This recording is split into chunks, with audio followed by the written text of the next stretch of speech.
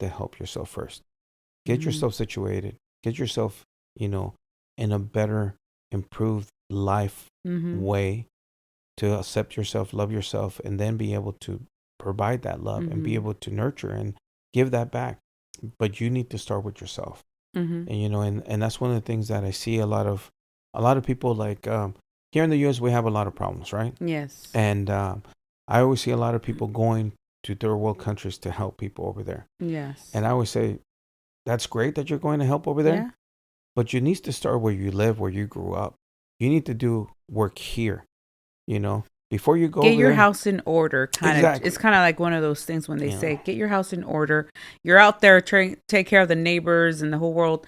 And it's good. It's a balance. Sometimes we do need to come out of ourselves or come out of and be in service, because that's kind of like a form of gratitude of in ceremonies, you're in service sometimes.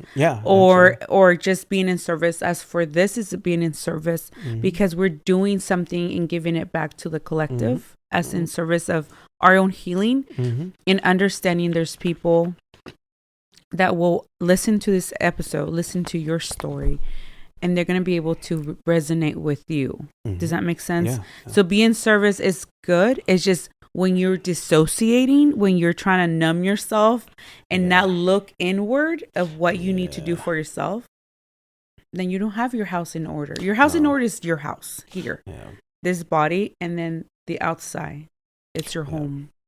I think you're extremely right on that, because you shine when you do that. Yes. And you're magnetic. Yes. You will attract people that need to come in your life. Yeah.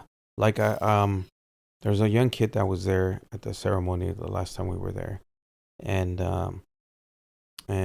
we started calling him Carlitos number 2. Right? Carlitos number 2. Is he named Carlitos? Yeah. Well, his name is Carlos, but they want to confuse him, so they call him Carlos 2, and I was like Carlitos 2, because el otro lady, Carlitos, right?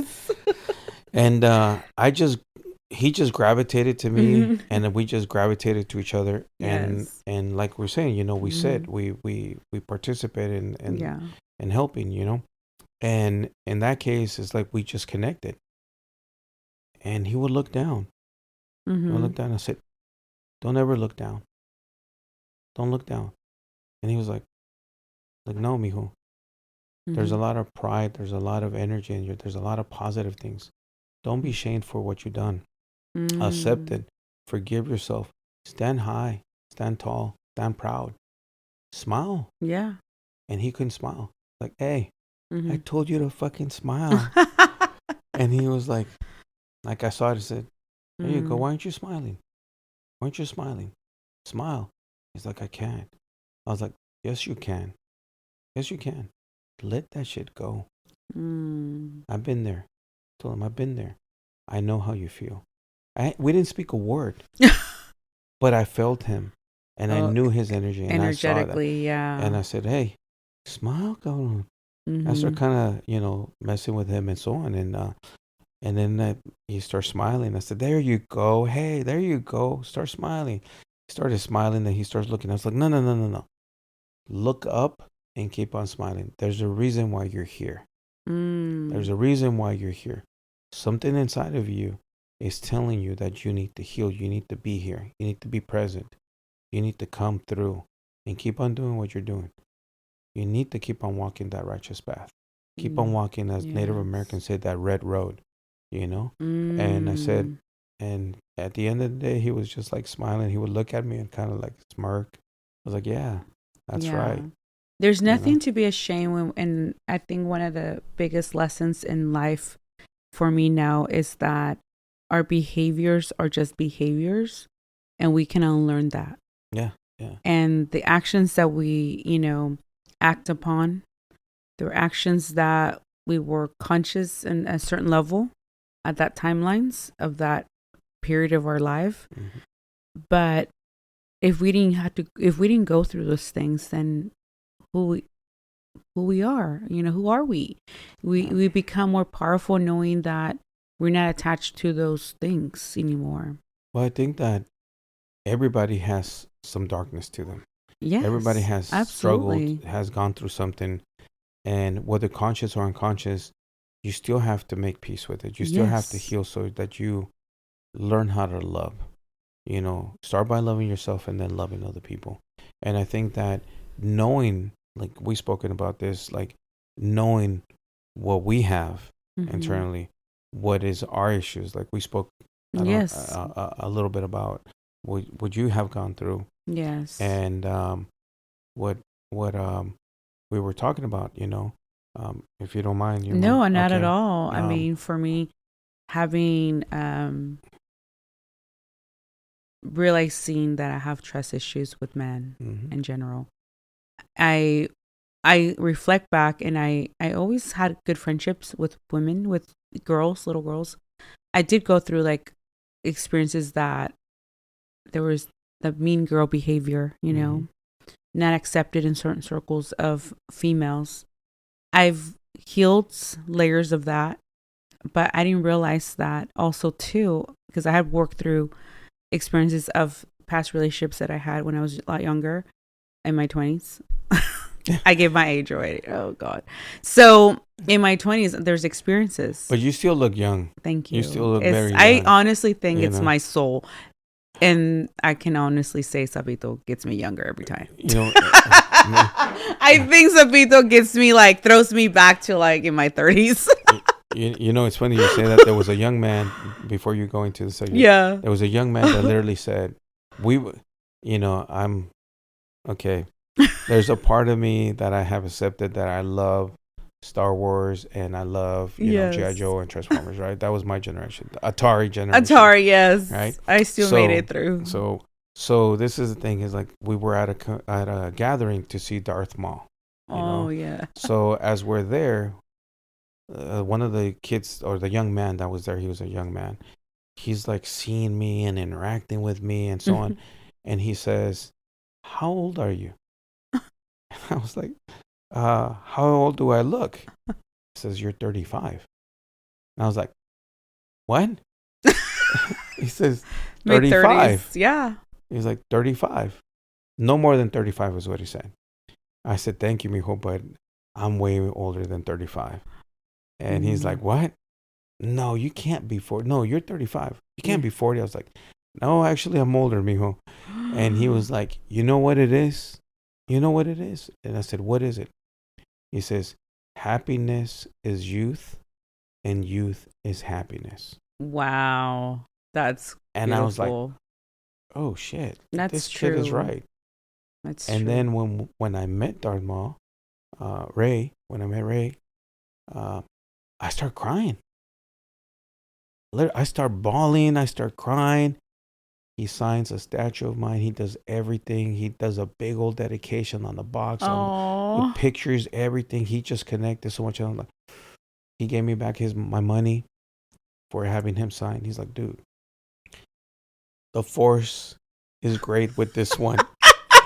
And I was like, "Oh," and I'm chilling. Oh. I probably would too. I would have tapped into my inner child. Yeah. And I was like, wow. And then, I tell him, I said, "Hey, this kid just told me this." He says, "Papa Goose." He's like, by that time we already interacted. And he said, "Papa Goose, you are very youthful. You have a very youthful soul." And now he's like, "How old are you?" It turns out that I was older than him. And he's like, "Dude, I can't tell. I couldn't tell that you were that old." ¿Qué cremas usas? And I was like, shit. I need to get yours. I know, Mike. Just kidding. No, honestly, I do think medicines, ayahuasca, I think she threw me back into my 20s. It just brings that inner happiness that you're not carrying the load and heaviness that almost makes you feel ancient. Yeah, I think there's a perspective that we carry sometimes that, as we get older, we get more mature, and we can't laugh, we can't be happy, we can't be like a certain way. You, your soul, it's still you. It's just you're wiser. And I think that's what happens, that when you do medicine, you start feeling differently. You start not carrying the burdens, not carrying the weight on you. Yes. And because of that, you're like, oh, I can relax. I can just be in chill. that peace. You know, I think the peace and the harmony that you bring with yourself. Yeah, and it's like, and then that reflects back into the harmony, how you view everybody. You're not so worried about everybody's business. Yeah. El chisme. Yeah. I mean, I can have through chisme. We can do chisme, but not in the malignant, like in a black magic way, like talking negative. Yeah. It's chisme like, hey, did you hear about this? Blah, blah, blah, blah, blah, blah. You know, but it's not a chisme that's going to bring harm. Yeah. It's not like, híjole, ¿escuchaste que fulanito se embarazó? Oh my God, and she's not going to get married. Ay, pobrecita, pendeja. Se la agarraron. Ay, babosa, I would have done it.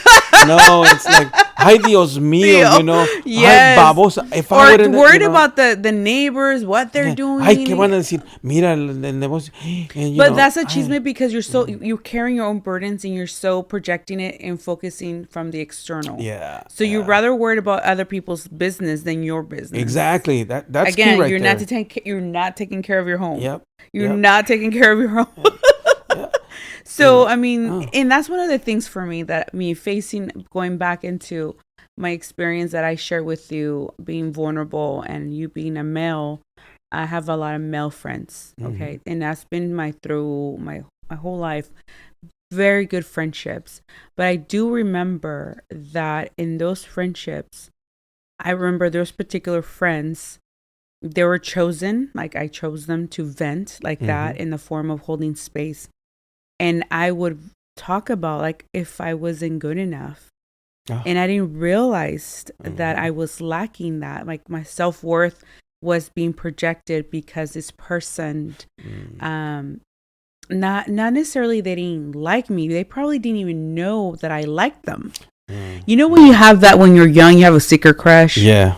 We all have those. Okay? I have many. Let's all say yes to this. Yeah, Linda Carter.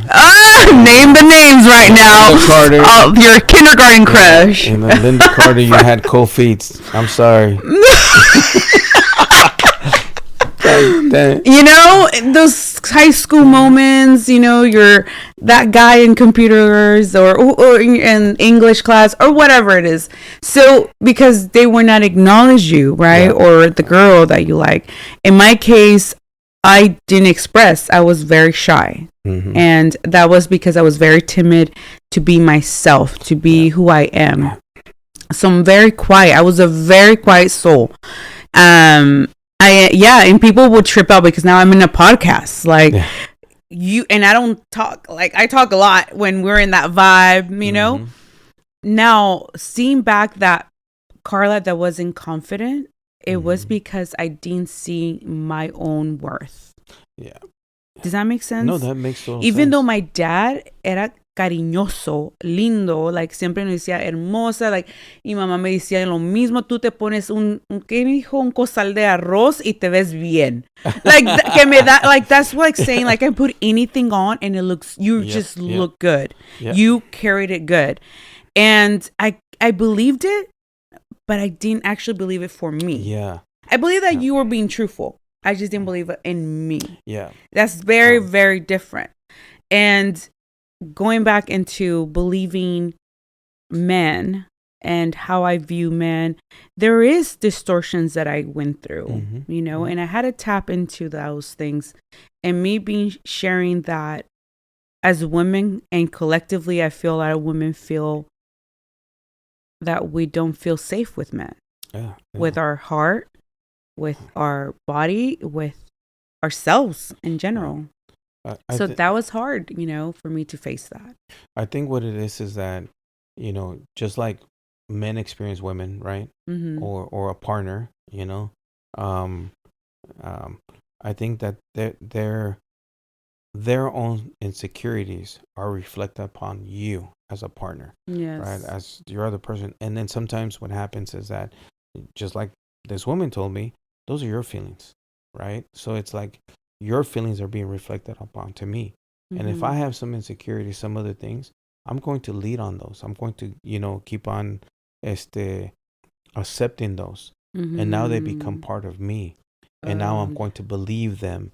And then I see that you're doing something wrong. Now it's like, I was right. And I've done that so many times. And confused, and I've confused intuition, because energetically we can feel there's something off. But that was something off because they were reflecting it to me. Yeah. Yeah. And then they were just being them. And then if they need to work on themselves, that's when it comes in place, like you said. Now, it's my responsibility what I don't want. Yeah. And I can vocalize it. Well, the thing is that some people are not really welcoming for you to tell them what it is, that they have issues. So, or that they have issues to resolve or things to resolve. And I think that you see them and there's like, I see it. Yeah.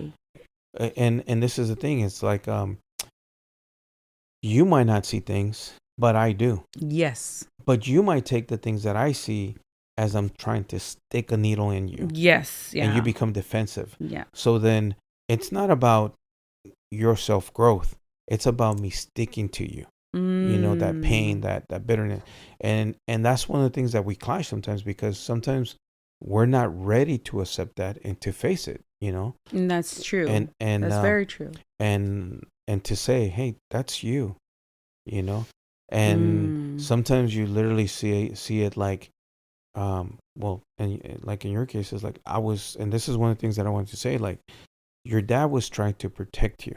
Yes. By what he was saying, by ten cuidado, be careful out there. You're a young lady, estás bonita, estás así. And, he did his job as a protector to for me to be aware, like walking at night, getting off work, dangers out there. And so he projected a lot of fear. Yeah.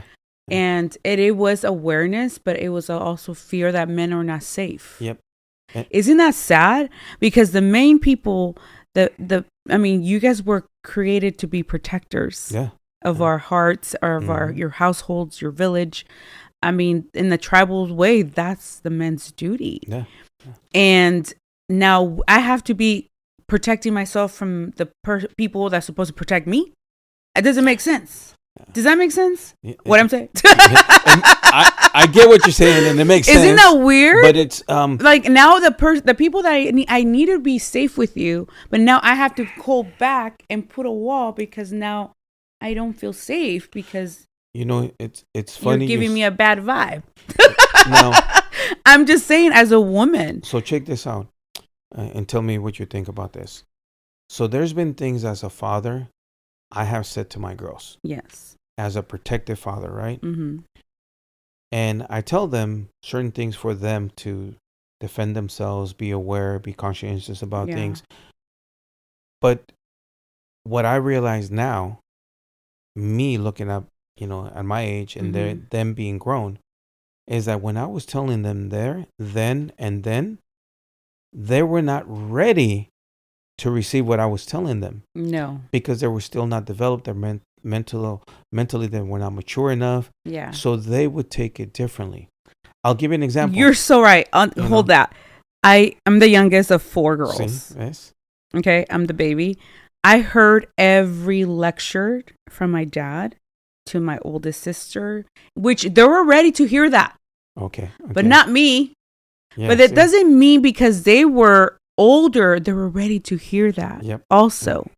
So it distorts us about how to feel safe. And then unfortunately, my dad was right. Because when it would happen, then you feel like my dad was right. I should have listened to him. Yeah. And it is, and going back to where you're saying, it is what you mean well. Yeah. And we're not ready sometimes as 7-year-olds listening to ten cuidado, and like at the movies, don't let him touch you. I'm like, what? Like they're going to violate me? Like what is this? It's like, does that make sense? It's just, so you're growing, and I understand like there's a development of age, right? Where you as a woman should know that ten cuidado, porque there is men that are not safe. Unfortunately, we're in that, we're going to talk about spiritually, but in the matrix, we're in the human experience. There's a lot of wounded men. Yes. As much as there's a lot of wounded women. Mm-hmm. because they were wounded by men, if I'm allowed to say that. Yeah. And, you know, I mean, I think that there's different people or different sexes that have been wounded by other peoples that are not complete. Yes. You know? 100%. And which they be leaking that. Yeah, they're projecting it and so on, you know, to the future. And and you know, I'll give you an example of what I did. And Milagros is here; she might relate to it. She might say it. So, having 3 girls, right? I would say I want to raise strong, healthy, that's secure. My dad. Yep. Check it out. And I said, I want to raise Amazon women. You know, like Wonder Woman, right? Yes. So they literally took it. Literally, like, well, you want papi pinche Amazon women, you want this, you want that, and this is what you want. And I was like, no se dejen. Esa es la palabra, ¿no? No se dejen de ese cabrón. And or just, my dad would say that. Muchacha, right? Yes. Or si se peleaban or whatever. Yeah. And they threw it back at me. I think it was Milagros that threw it back at me. And it was her. See, she's smiling. So it was her. And she literally said, like, well, you wanted to raise Amazon women, tough women, because she was talking smack to me, like in a funny way, or messing with me. Yeah, that's what it is. See, yeah. So, and I was like, that's not what I meant. Like, wait, what? Yeah. And she, and again, as a child, she interpreted way different from what I meant. Yes. You know, but that was her mindset. That was her way of thinking about it and how she, you know, used it. And now as she was older, she was able to express it and tell me. And I was like, cabrón, like, wait a minute. And the guy that she was trying to talk smack was me. And I was like, wait, not me. I mean, like, allá. Allá afuera, not me. Yeah, not me. Like, and then she would say, like, well, aren't you a guy, papi? I was like, chinga. Well, because the lens, you have to remember, like, the lens, that's when we talk about projection, is the lens, is how we see. So if you were brokenhearted or you were rejected or betrayed in a younger version of you, now you're bringing it into your future in the present time. Exactly. You're wearing those same lens. Exactly. And you're going to now protect yourself because the ego created this protection. Like, he sounds a little iffy. Yeah. And sometimes we want to believe that they're not a bad person. Yeah. That's another side of it. See, that's okay. And we've spoken about your dad, right? Yes. Your dad being an ex-officer in Tijuana, and how I mentioned, like, me doing a documentary in Tijuana. I got to be exposed to a lot of nasty, perversion. Horrendous. Yeah, yes, 100%. By the chief of police, Wilkins, was a woman, and she was blonde. She stood out, you know, and I was like, cabrón, like, whoa, like she's the woman, you know, and I could see how much things she had gone through and expected. I mean, that experience, and I got where your dad was referring to. Like, I understood, and he was trying to be a father, be protective. Yes, and like I said, I think that what it was is that, as kids, we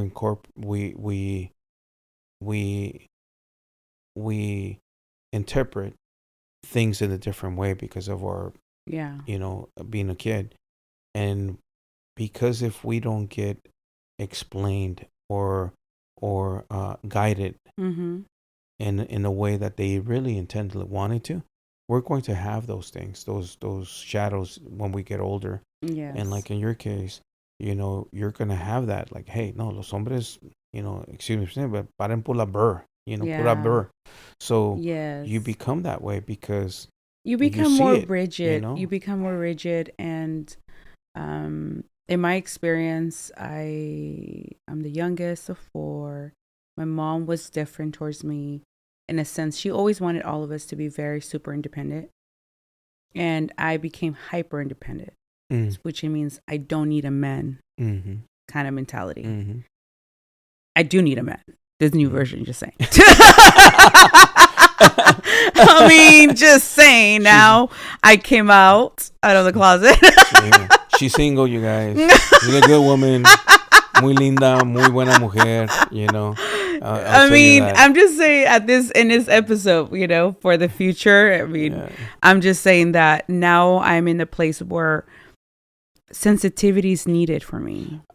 I think what it happens is that, or in your case, you have been so disattached to that part of my femininity. Yeah. So and it was the good thing is that where it started.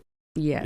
There's a lot of little strings of roots. Yes. And now, because of the process that you're doing through healing, you realize everything that it was originally meant and what it is requiring for you to heal and to accept it and to be able to face it. And I think that's one of the key things that you're doing now is like, hey, aquí estoy. I'm softer. Yeah. I am softer. I must admit, even my experience from yesterday, it softened me even like 100 times more. Oh, that's good. Be able to see that I had to feel this way about men because I'm not the only one. Yeah. And so it's almost like the universe is saying, you're going to be here in service and you know why you came here. And women have gone through so much trauma, just as much you are responsible to help heal the collective for men as brotherhood and their role as masculine, being a parent, because you're a parent.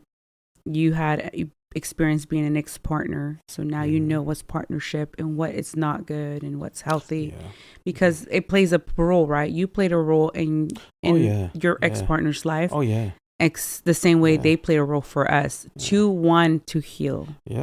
So that's for me, those people that came in my life, and people will still come in our lives to show us what's needed, to reflect us our triggers. And me accepting that being more soft and being more feminine is nurturing myself back, connecting. Mother Earth, it's a connection with everything with the universe. We are, we're connected all together, and be able to understand that my energy as a woman, it's sacred as well. Just as men, its energy is sacred. When it becomes a union, it's even more. I think what it is también is, like every divorce, every separation, you have to literally accept, like, I was not guilty. I was guilty of things too. I made mistakes. I'm not perfect. I'm not, and I'm never going to be perfect. But like I told you, am I going to be perfect enough for that partner that I'm going to get? That I'm going to be. Am I going to be willing? I don't want a slave. I don't want a, como decimos, una vieja. Una vieja. Am I going to be, am I going to commit myself to that person? Am I going to be able to accept that person with all the flaws and everything, just as I have many, but will I be able to find and nurture and grow as a partnership rather than being, these are my demons and this is that. And this is who I am. You gotta, I think once you accept the part that you're working through some intense things, certain traumas, and be able to have that partner who is conscious about that. When you're in this path, I think you two going to have to require as a standard that the person is in the healing of themselves too, because there's going to be dependency, and that's where nobody is a victim. You become your own healer when you're conscious, and we use love as our antidote that God has given us already in us. And that's when we see it, when we're under the medicine, who we are, that we are this energy of love inside already, that is already existent, but we gone dark through our dark experiences. I think that's huge, is that when you really accept and make that choice. When you make that choice to say, I'm not right, I need to work on myself. And when you do that, I think it's when you literally become that person that you want to be for that partner in the future. 100%. And I think when you start doing that, you'll be able to start calling, attracting, bringing that person, and being able to connect and being able to grow separately, but Yes. also together. You Yes, bringing it Yeah. together Yeah. in that sense of the union of know? two energies connecting and bringing that acceptance into place that I know you're not perfect, I'm not perfect. And when we're vulnerable, when you're able to bring our hurts Yeah. of the illusion, right? That this is what I'm still holding on to, you know, and I'm being challenged. And when you're able to talk about it with no judgment with your partner, You know, they're going to be in that alignment with you. You know, that's very cool that you mentioned that, because, you know, like typically, because we're talking about like el machismo, right? El male. Yes. You know, Yes. when a man becomes vulnerable, yeah. and you know, he's frowned upon. You know, he's like, hey, he's supposed to have this look, this appeal, this manera about him. And unfortunately, it's like sometimes we talk smack about him because he is being vulnerable. And we forget that, you know, there is a female side to us. Yes, there is that's part of your feminine energy. And we have to also accept it and realize, because in order for us to be better partners, yes, we have to connect. We have to see that female side of us. It's funny, but you guys were giving me a hard time earlier about you were once a woman, Gustavo. You were once a female, and I was like, wait. When? What? What? Like, when you were you were an embryo. Yeah, and you were one. You know, you a had fetus traits. Embryo. Yeah, and I was like, what? I was like, oh, that's right. The sex gender changes throughout. Yeah. And it's true. It's like we have to accept that, and we have to also accept that we also have that side to us, you know, and we have to realize we did come from a woman, you know, a biological woman. So we are, you know, connected to that part, and we have to accept, and we have to realize, like, hey, ¿qué tienes, mujer? What's going on? All right, baby. You know what? Okay. I feel that inside too. Yeah. Because that female side, that feminine side is the talking softness, to me about it. Yeah. Absolutely. And it's like you said, no judgment. Nope. No judgment. I think that you become more connected and more receptive when you do that. I think that 100. you become a better partner when you do that too. Absolutely. You know, because now you're connecting in a whole different matter. Yeah, because there's times when the woman becomes the nurturer for their partner, is when it helps the man to connect with their feminine and be soft. You know, they'll be able to be more gentle, because you guys are out there grinding, you know, you guys are out and hustling. You know, you guys are out there working, hunting, however you want to word it, but that's the part of provision, right? When it comes for men, that's like you immediately feel responsible, because internally you already feel that as a masculine man, you provide and protect your home that way. Go hunt. That's immediately how primal was, you know, that you were a man who went and make sure that there's going to be a meal that night. Yeah. I mean, so internally you guys have that. Women, us, we do it, but that takes and removes us from our softness. I think what it is that what happens is that when we get to that point where, let's say, the woman takes that role, now there's a combat, you know. You guys are head on. I mean, I was. You know, but that's I'm not going to flex that, but I do feel bad for my ex-partner, because I was a ram. I'll be ramming. I'll be like making sure I make my point. Well, but you know what? But that's also part of you. Yeah. You know, that's having to accept that's who you are. And sometimes I'll be like, you know, Carlita, go for it, baby. You know, así lo quiere, dale, mi amor. You know, dale duro. Dale, okay. And then I hope that happens in the future. You know, yes, absolutely. But that's how it is. You know, sometimes it's like you might be better at doing things than me. You know, and that's what's going to happen. You know, and you might, you know, and that's what it is. The feminine women. Yes, we have intuition. We will have greater ideas because we create life. We're creators of life. Well, this is one of the things that Milagros always tells me.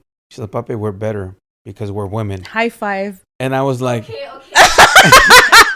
I was like, where's the mic? Give her a mic now. Okay. I always say I'm joking at the end of Okay, yeah. But there's, Okay. but the- I don't want but there, I do have to admit that there is traits that everybody, to a certain degree, is better than another person in Yes. certain traits, Yes. right? And I think that's one of the things that we have to just accept the person. We have to be able, regardless of the sex or whatever. And you have to you're get it. right. And honestly, admiring you it know, because I yeah. remember that I always talk about I don't Milagros. This is one for you because we're on the same team. But when this is one thing when you're a solid woman, like my mom wanted me to be like super chingona, no? So I am. That's what I tell them. I am Yeah. chingona. I'm not gonna deny that, and I'm very proud of that. I even share that in the urology for my mom and my perspective. I'm proud that I was able to show her my independency. Oh, that's And but she didn't get to see that I had a full partnership. She saw, I got married, but the end of me, if that makes sense, because she's passed. But to see that also there was some distortion with that being super hyper independent. But there was this one thing, a realization that I share with you. Mm-hmm.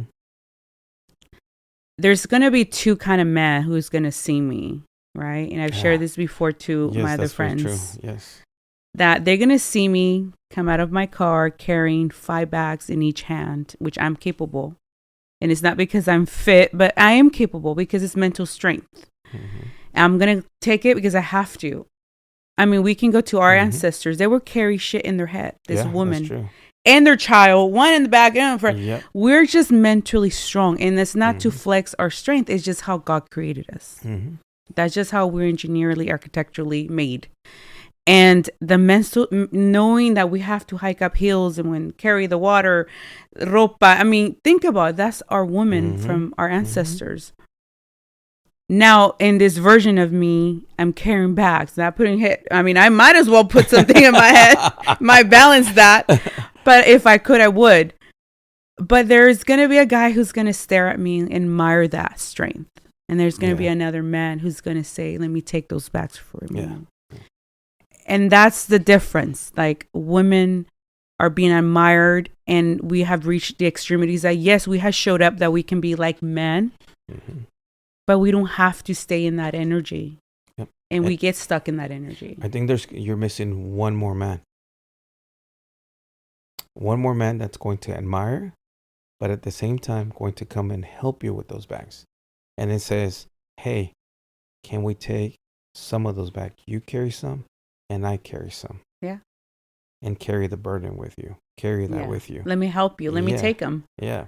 I know you can do it. He's like, and you're a chingona for it. And you are. I admire it. But today you're not going to do that because I'm here. Yeah, exactly. So that's the difference when women get offended.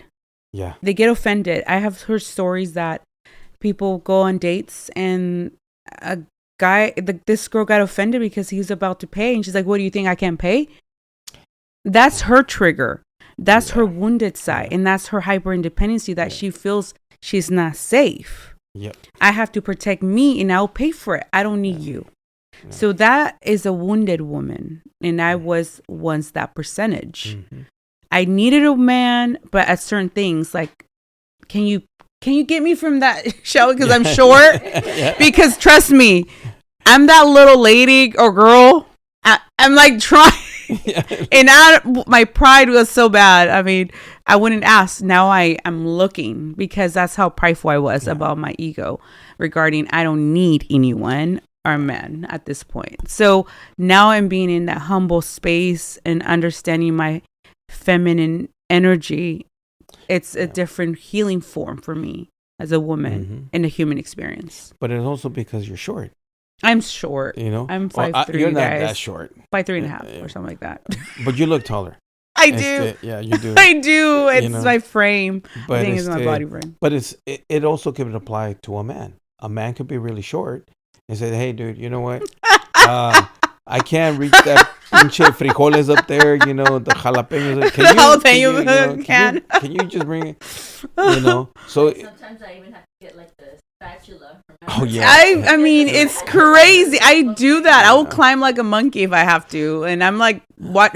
I'm always thinking they're looking at the cameras like this girl. They're not watching. She rather. I should know. They're not watching the camera. They're not. They're not watching the camera. Low key, they're not. No, they're not. I'm thinking they're thinking this girl's jumping and jumping and. No. Al contrario. I think it's I think we have become so defensive sometimes. It's our egos. In They're society. wounded. And I think that, that's one of the reasons why I also like jiu-jitsu, because you would have, well, in the case of my girls, the baby, she was 40 pounds. Okay. Oh, wow. She went, one of our friends that was 400 pounds. Oh, my goodness. I think he was maybe 6'1", 6'2". He didn't believe in jiu-jitsu. Wow. So he was like, I don't think, well, we told him, I said, hey, his wife, his daughter, and his son were there. Mm-hmm. And he literally was more like, I don't believe it. And I said, okay, whatever you do, I just don't want you to punch her. Okay? Get on your knees and let her jump on your back. And you do whatever you want. Yeah, do what you have to. Yeah, she was still a baby. She was still a kid. How old was she? Maybe no more than 8 years old, I want to say. Or maybe no, she wasn't 8. No. Maybe she was close around that age. Mm-hmm. Right? So he jumped on her back. She jumped on his back. Mm-hmm. Starts choking him. Puts him to sleep. He doesn't know how to tap, how to surrender. What? She's still holding. Wow. 40 pound, 400 pound. Okay? Puts him to sleep. She jumps up crying because she's like, Papi, he didn't tap. I said, it's okay, baby. Look, he's waking up. His wife, his daughter was like, oh my God, his wife is feeling me. Mira, que pendejo, blah, blah, blah. Laughing. And she's like, oh my God. Oh my gosh. Right? So, to me, what I'm trying to aim with that is that we never know. We've been taught, we've been created to be defensive, to be this, right? But there, your ego's gone. Wow. In jiu-jitsu, it's gone. Because you have the smallest individual beating the crap out of you. Yes. I'm a big guy, right? And people say I'm strong. I don't see I'm strong. I don't feel it. But when I train, I see people just moving, flying. And I'm like, okay, maybe, I'm like, maybe, okay, I think they're right. I might be stronger than what I think I am. Yeah. Right?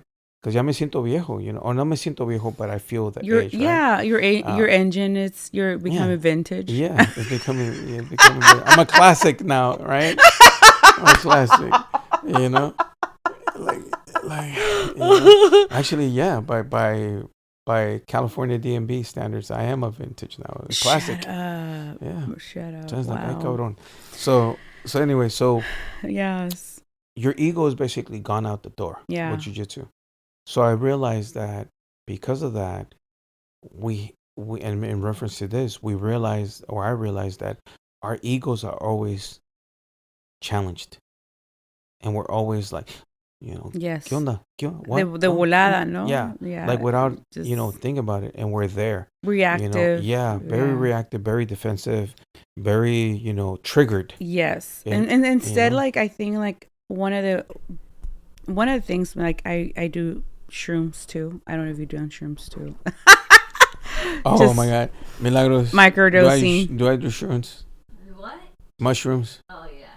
I'm a microdoser. Like, I should have got you a chocolate. I should have got you gummies. Oh, dengue. Gummies? I have not tried the gummy ones. I do chocolates and I do raw. They're microdosing. I have raw. You can take some raw. I took some. I was like, who? What was it the other day? I was like, shut up. Oh my God, yeah. So he was having some deep experience. Oh my God. Like, he couldn't quite speak like clearly or properly. He was kind of like when like when your dad, like, Mexican uncle gets drunk all the time. He's slurring in the back. He's the background uncle. Yeah. Low key drunk, but he's not drunk. You took a lot of shrooms. Yeah, but with mushrooms, I mean, you get an experience itself, and it was raw. It was raw. It was the actual raw, and I was like, you know what? Let me try these. they've been sitting there for a while. I was like, let me try it. Because I had microdose with the gummies, so I felt good. And but this time I was like, okay, took them, and then afterwards, like, ay, Dios mío. It reminded me of, this is funny. I got something for you. Oh my God. Híjole, Carlita, this is funny. Look, Milagros is smiling. Oh my God. I feel like I already know what you're going to tell Dios me. Mío. I have an intuition. Okay. So, you brought up chocolates, right? So, fíjate. So, in Sacramento, there was a friend of mine that he was part investing in the brand. So, it was mushrooms, chocolate mushrooms, right? Mm-hmm. Sacramento's hot. Hot. Okay, yes, very hot. Yes. So here I am, we're training, we do the training at the gym, the 3 hours, come back out. And then I was like, oh, el chocolatito, all right, let's get the chocolates. Well, and he had told me, just get half a cuadrito so you can start feeling it. And I was like, dude, I'm a big dude and my tolerance is huge. Like, dude, he's like, okay, take un cuadro, a little square. So I get to the house. I realized that the actual chocolate had melted. So you have no cuadrito. No cuadrito. So got no square. That's it. No. So it's the whole blob. Okay. The whole blob. So you're kind of calculating, is this a cuadrito? No, but remember, the dosage is all mixed now. So it's like you don't know how much of a dose you'll take. So I reach out to my friend and I tell him, Milagritos is like, hey, my dad is asking about this. Like, no, he shouldn't do it. I'll just go and exchange it or whatever. We'll just, it's gone. Yeah, ahorita we can't do it. So I wanted to experience it. So you're... I said, fuck it. Going for the wild ride. Like, no. Oh my God. She called me a pendejo. So you guys, okay, so real quick about shrooms, okay, because eventually it's going to be legal, just like Lady Ganja. Yeah. I mean, psilocybin is one of the medicines that should be completely available for anybody. Yeah. And if you know somebody, nobody's going to get in trouble with this because right now it's not. But with psilocybin, it's a medicine. It's a fungi, as we all talked about in the other episodes as well. So it will take you for a trip if you're going to take a dose that is a lot more than 2 grams. Correct. For sure, you're going to have a ride. Yeah. I'm sensitive, so even a square and a half will take me there. Oh, wow. Okay. Yes.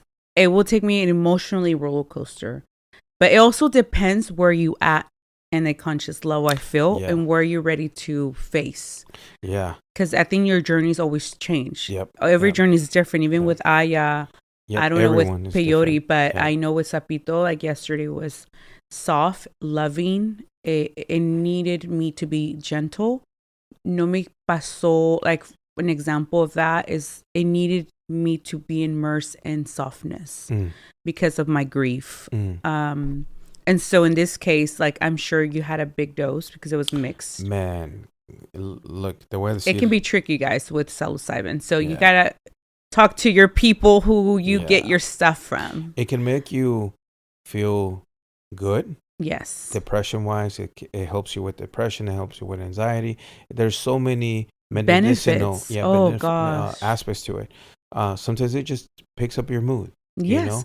Sometimes it's to take the rough edges of our life because we become so stiff and we're adulting. Yeah. Compared to like MJ, it's way different. Yes. I feel that MJ more relaxes you, kind of brings decompresses, you down. And so on. To me, it's not healing enough. No. And I'm like, no, this is not for me. No. But in that case, I decided to challenge myself with the chocolate. You want to go for a run? Word of the day, challenge. So yo de carajo, I put it in the freezer and it froze, right? Oh. So I estoy sacándola and I reached out to my friend and he's like, Goose, just get a little bit and then wait 15 minutes. Oh. So I it's grabbed about the piece, 15, 20. 15 minutes, nada. I'm like, okay, chingado, fuck it. Grabbed another piece. Toma. Wait another 15 minutes. Nada. Like, fuck, what am I supposed to feel? This is the first time I actually did it. And then I was like, chingado. On a chocolate form. Yeah, on the chocolate form. Then I grabbed another piece. I'm gonna let you. And by this time I'm frustrated. I'm like, puta madre. Like, what the fuck? Like, vale verga esto, you know? Like chingada madre. So it had not hit you though. No. So now it's like 45 minutes. Keep in mind. Probably Nada. because Right? It's gonna hit you eventually. Puta madre. I was like, it was still traveling through your body. well, and I'm little, so it travels fast, but you're taller. And I was like so. Me, I had half a square and I was already. She's oh. Yeah. Yo estoy like, de embalde los putos $50 I've spent on this shit. You know, yo encabronado. And I was pissed. And well, it's gonna take you for a ride. And then I said, fuck it. Took another piece. Now it's an hour. Nada. So I said, fuck it. I'll eat the whole thing. I ate the whole fucking thing. An hour and a half, right? Hour and a half to the whole thing was supposed to be how many grams? I don't even pinche know. Was it 8 grams? Yo no sé, Karla. All I know is that it's probably 20 pieces in there? Roughly? No, more. Oh, it's because it's 2 pieces, right? There's 2 acá. It's each side, so it's 1, 2, 3, 4. So they're squares. So there's 2 layers. So maybe there's like 20? 20. So 10, 10. Oh, okay. Yeah, 10. I mean, 10 and 10. 10 and 10, give 20 or take, pieces. Right? Yeah. So I'm like, my heart, my racing, body, the heat. Yeah. Yeah, and I'm like, and then I feel everything, tingles. the tingles and everything, and I start jigging. ¿Cómo se dice? Haciendo risa, like jiggles. You were giggling. Like yeah. he inhaled, what is it, Joker gas. Yeah. Shut up. He was laughing like the Joker. I was on my picture. Yeah, just like that. Like that? Yeah. Oh, God. And I'm supposed creepy? Yeah. Was it creeping you out? Well, no, I'm a DC fan, so girl, that's dark is good. Dark is good. I actually liked it. Yeah, and you're like. And yo estoy, I'm typing away. I was working on editing on the computer, right? Oh and my God, in editing? And I was editing when it hit me, and I was like, oh shit. And that's why I said pendejo. Yeah. What would you do? I'm like this, and I start giggling, and then I was like, oh shit, I feel it. And I told my friend, I said, dude, I feel like this, I feel like that. He reaches out to her. He's like, dude, how much did your dad take? He's like, the whole shit. He sends an emoji like this. Oh my God. And he's like this. And he's like, fuck. And she's just waiting to see if something happens, see if I'm going to do. So now you're on the caretaking in case he goes crazy. What do I do? Oh my God. You seen El Chavo del Ocho? No, yes. You seen Kiko? Don't tell me. Oh, God. You seen Kiko, yes, right? I know Kiko. El Chavo del Ocho is a show from the 70s and 60s in Mexico that it's a comedy skit. Yes, skit, yes. About a neighborhood, right? And there's characters in there. One of them is El Chavo. Yeah. And one of them is Kiko. It's basically like all these different little characters of kids. Yeah. How they're growing up, and they're all have different backgrounds of their upbringing. And there's one character that's called Kiko. He's a spoiled kid. He's a baby's mama. And he literally, when something happens, he runs to the wall. And he's like crying, like... like a little victim? Yeah, like... It was like... Yeah. Well, guess who's doing that? Stop! It took you completely just like Kiko, like that on the wall. You should have took a picture. She videotaped it. Oh! I gotta watch this. Yeah. I'll show it to you. Oh my God! I have to. I had no idea until I showed it to him. He didn't realize that he did that behavior. No. But I was feeling good, happy, delighted. Of course. I was like, shit. Like, I feel yo chillando. Like, But do you recall why you were crying? no. What drove you to that tear? No, but it was a joyful kind of crying. It wasn't Like like a a sad. beautiful thing. Yeah, it's like It might look weird from the outside, like why is he crying like that?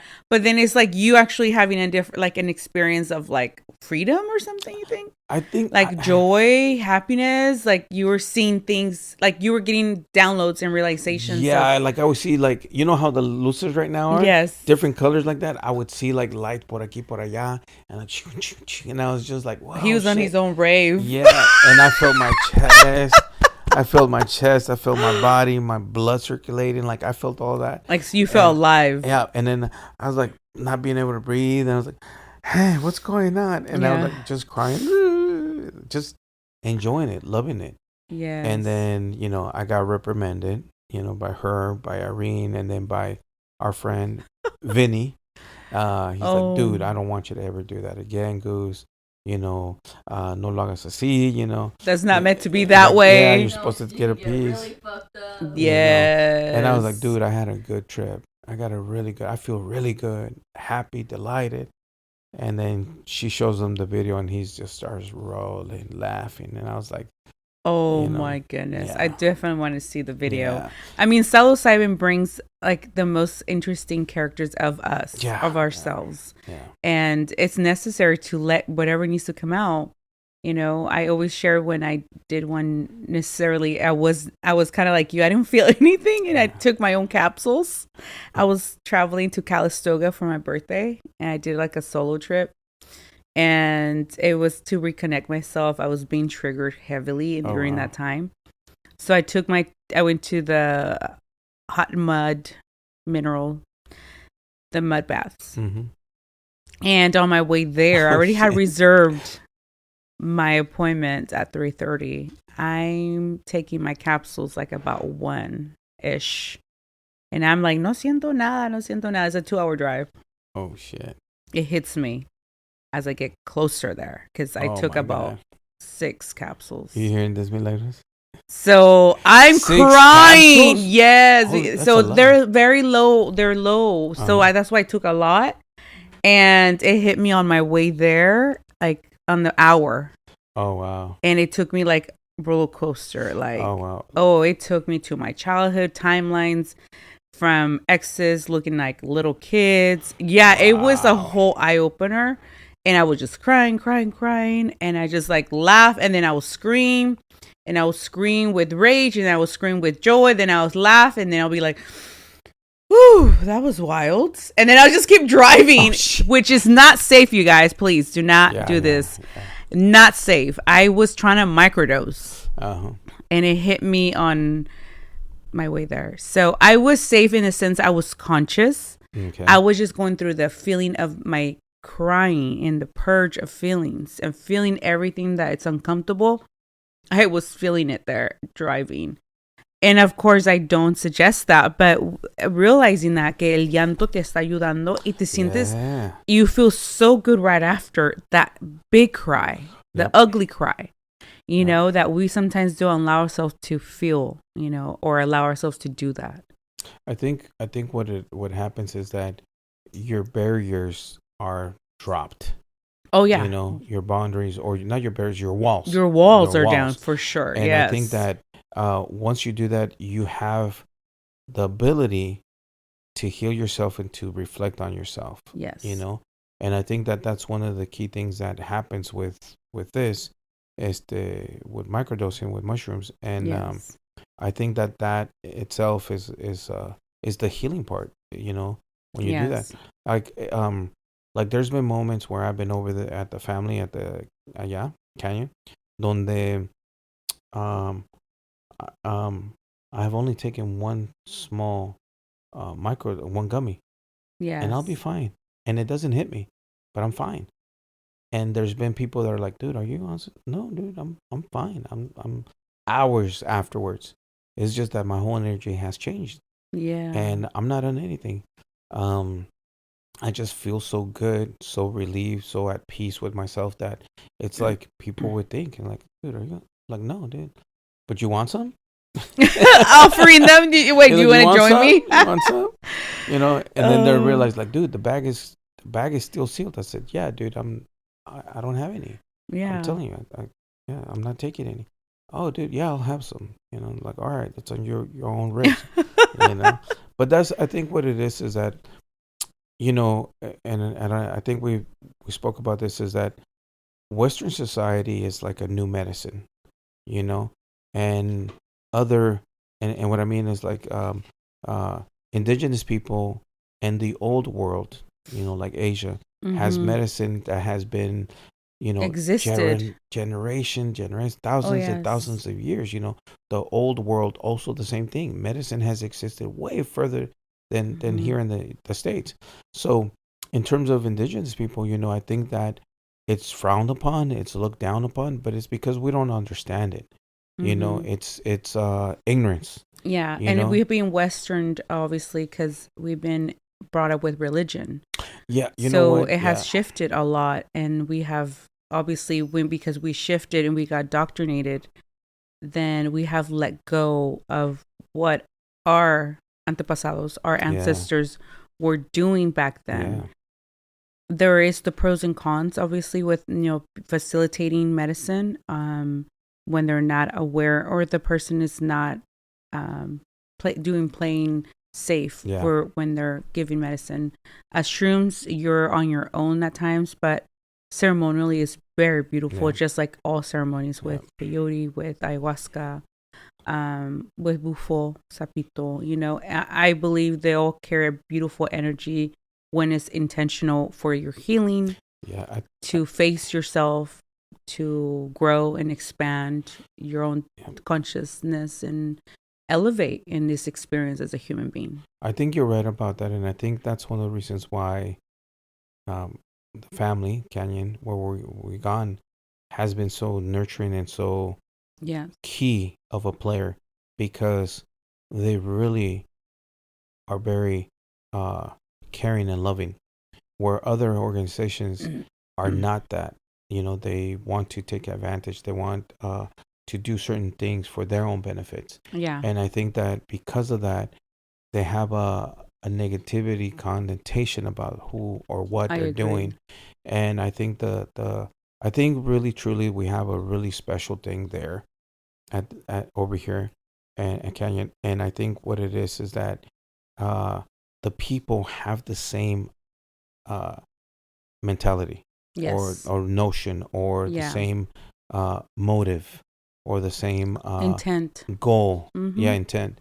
And it's to help people and to also help themselves and give back in a loving service, in a unconditional way. Yes, absolutely. And I think I think that's what has helped that group, that family, grown more.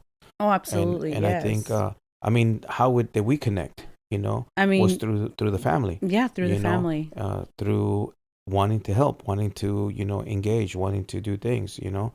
And it wasn't, you know, for profit. It wasn't for anything, you know. It was just helping. Yeah. And I think that's one of the key things that this group has, like other ones, is that they really, truly want to give a best version, or to provide a best version of yourself. Yes. You know, because we are the ones that at the end of the day, we create new earth. And, you know, what I mean new earth is you becoming a new version of yourself. Now you see the world in a different eye. Well, it's completely an eye shift, you know, like you completely, the lens of the woundedness, like you are seeing people. Not that you're not going to be upset, you're still human. It's that you're going to face things in a different form. Yeah. You know, and you're aware that you have family. Soul family is us in a tribal form, meaning in a soul level. Yeah. Not like we are in a tribe, but in a soul level tribe. Yeah. That we are in the same, in a path of frequency of healing. And that we understand that we carry that love in us. We recognize it, that your love is my love. I see myself through you. That's one of my things that I always say, that honoring your essence is honoring mine. Well, I think you know, I don't remember if I told you, but there was a Japanese scientist that did a study, about frequency and about water. And he basically did a study about water molecules and water, drops.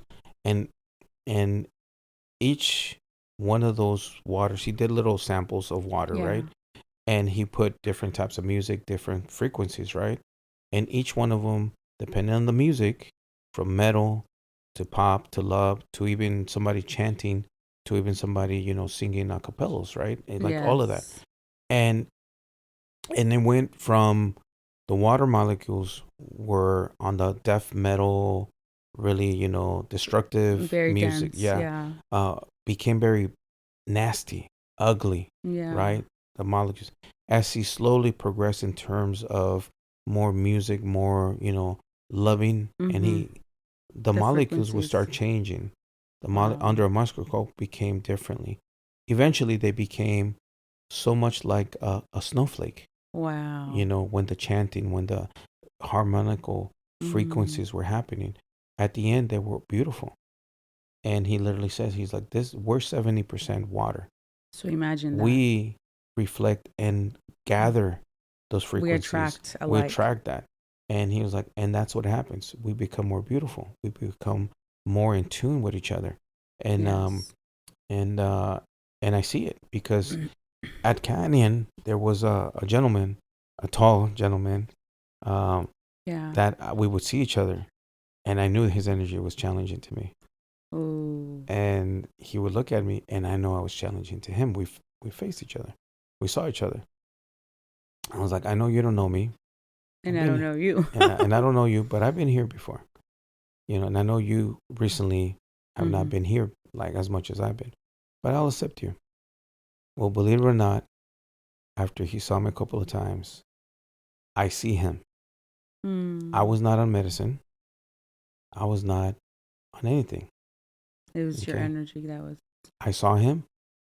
He saw me. And this is after we interacted, after we talked, after we made peace and we loved each other, right? We as brothers. But we had never embraced really like that. And I see him, and I became so overwhelmed that I just embraced him, and I started crying. Aww. And he just grabbed me, two men grabbing and embracing each other. And he grabbed me, and I just bawled. I just broke down.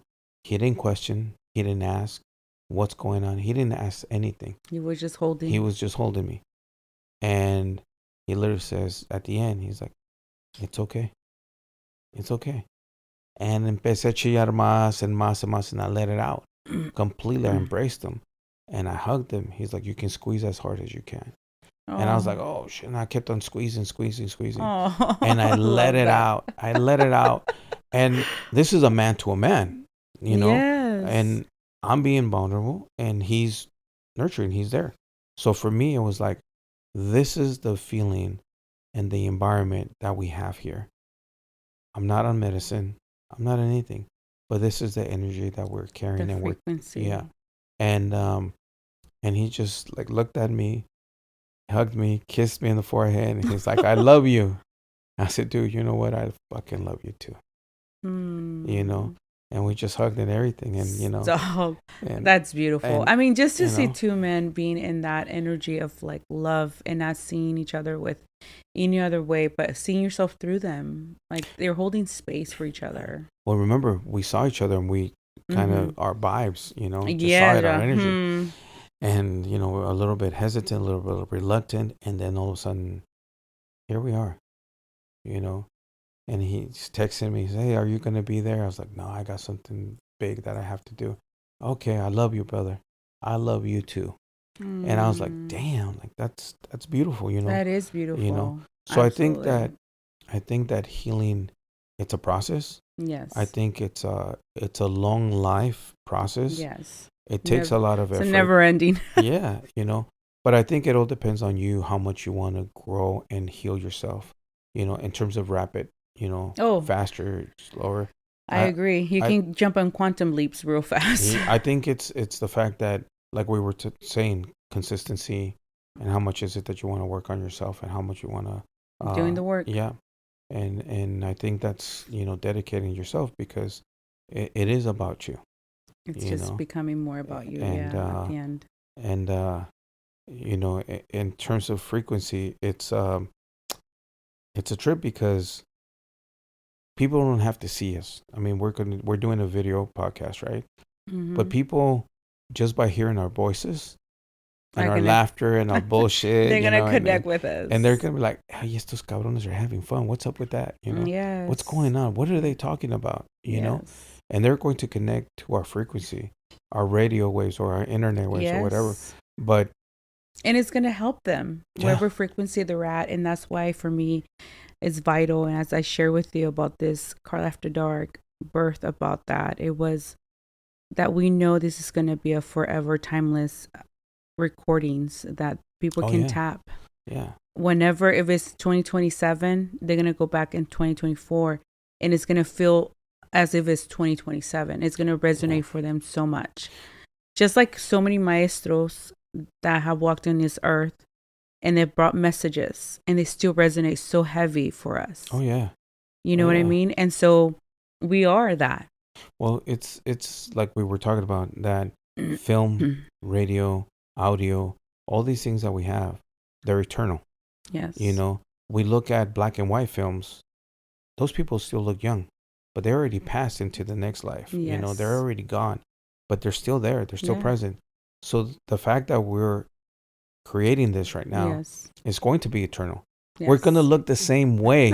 Así de chulos y de guapos y de perfectos, I mean, shit. We're gonna, chulos. Love. We're gonna look, so good. Well, my case 35. Your case my 25, case 25. I wish 25.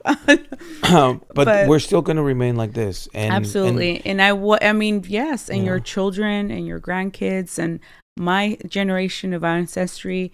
I believe we are the new ancestors, and I always say that in the ceremonies when we've gone to Canyon and integration circles. I always say we are the new ancestors. I am the maestra for someone that will look after me, and admire me, and then they're gonna look at you like someone that is in the same industry of videography, photographer, and they're gonna connect with you in a sense of life and experience and where you at in your healing path as well. So it's amazing. Like, we're creating this together.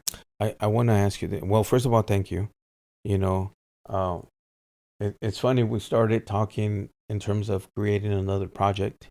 Yes. And next thing you know, we're like seeing eye to eye in many different ways, connecting, understanding, and then bonding. And sitting for each other. And taking space. And next thing you know, we're like, hey. And then me thinking, aren't you like 3 hours away? Dude, I'm not that far. Like, wait, I'm in LA? Yeah, I'm like, no, Goose, I'm down Carlos the street. Is right here. And I was like, he's an hour away from me. How far are you? I'm like, oh, you think we can do something? Yeah, fuck yeah, we can do something. Absolutely. And I think that's what happens is that when you have that frequency, you connect to people, you interact with people, you attract people, and you, again, you want to give yourself. Yeah. You want to also receive, I mean, it's like you're enjoying me, I'm enjoying you. Milagros is enjoying us because she's jumping aboard you. Yeah. You're supposed, my tag teaming, and your baby's over there, tag enjoying teaming, yes. A gusto, Absolutely. But I think that's what happens is that when we have the same energy, the same, vibe, that's what you'll create. Absolutely. You will connect and you attract, the energy that you're at, and creation, because you're a creator too. And of creating this together. And, I do believe that there's a sense of alignment and with creation and creativity and giving back to the universe, to the collective, because giving back is giving back to us. Yeah. It serves us. Yeah. Because look, yo me río, tú te ríes. Right? Yes. ¿Ves? Yes. And it keeps on coming, and it keeps on coming, and it keeps on coming. When I first saw the pillow, it's like, más amor, por favor, and I can, because I am, We are love. I am amor. I am, and I look at it as like I have a shirt that says I'm a fighter and I'm a lover. Yes. Right? I can do both, right? But absolutely. But I am a lover and I am a giver too, and I think that's one of the things that has brought me here. Being able to love and being able to be in that space. Yeah. Absolutely. Pero algo que quería platicar contigo Yeah. acerca de algo que we were also kind of touch bases on, and I know that I'm shifting it to. I know we didn't touch a lot about it when I was talking to my dad, but now I want to ask you. Your mom passed away. Yes. And I know that you were going through some harsh, difficulties. Yes, definitely. And I know that it was very dark for you at that stage because you started reflecting and seeing a lot of things. Mm-hmm. I would like to know how you went through that and see what is it that you gained from it. And the experience of the grief, mm-hmm.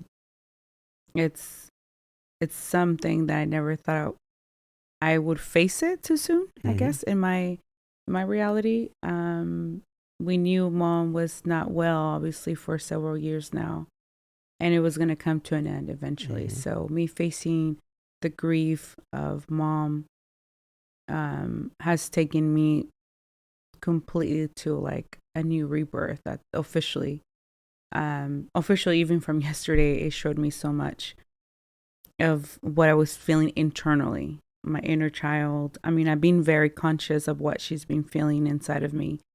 And I've shared this, that internally, I am a grown woman. Like internally, externally, I'm a grown woman. But internally, I still carry a younger child in me, like my younger self. And that younger self is grieving Mom. My adult self accepts it.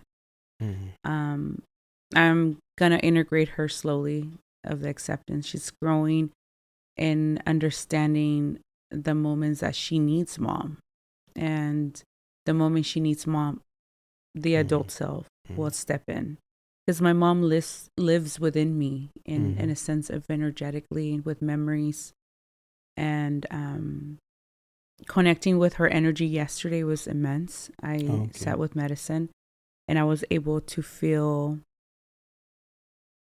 that I was back in the womb of my mother. I know many people, if you're hearing this, if you experience Sapito, you might experience those experiences where it will take you back to like an embryo or inside the womb. And I'm challenged in the past. I am going to be challenged in a new way now. But in the past, the way before the ceremony yesterday, I felt an intense grief that it just goes up and down. And I feel like I don't know if it's still going to go up and down. But missing Mom comes heavy. It comes heavy because it's a reality that my human self, my eyes can't see her in the physical form to hold them. And so for me to hold Mom, and that's why in the last days I held her hand a lot. I kissed her a lot. I knew I was intentionally doing it because once we decided that she was going to be removed from the tube feeding, we knew that was going to accelerate her process of the transition. And so I wanted to make sure and take advantage that she heard everything she needed to hear from my heart, and to tell her how much I love her and that she was perfect. She was perfect with the good and the bad, because that's just a reality. I know my son's going to experience the good and the bad with me, and whatever the bad is, he's going to do better. Yeah. Just like I'm doing better when she did bad. Yeah. When I mean bad is when what the inner child needed, my younger self needed a mom at certain times. And as a mom who's busy, who worked, I didn't have a stay-home mom when I was a child. I had a very small experience of that. And then she became a working mom, more with me than my sisters. So there were sometimes I needed her in those experiences, and she wasn't able to give them to me. Gotcha. So now I'm in the adult version of me. I see her, my younger self, and walk her through those experiences that I'm now nurturing in behalf of my mom. Gotcha. Through me, she is nurturing. And so it's huge. Grief is not like a finale. It's a journey, just like how healing is. It's just unraveling things.